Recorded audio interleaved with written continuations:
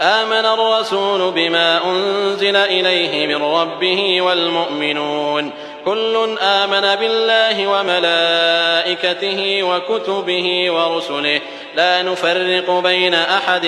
من رسله وقالوا سمعنا وأطعنا غفرانك ربنا وإليك المصير. لا يكلف الله نفسا إلا وسعها لها ما كسبت وعليها ما اكتسبت ربنا لا تؤاخذنا إن نسينا أو أخطأنا ربنا ولا تحمل علينا إصرا كما حملته على الذين من قبلنا ربنا ولا تحملنا ما لا طاقة لنا به واعف عنا واغفر لنا وارحمنا أنت مولانا فانصرنا على القوم الكافرين.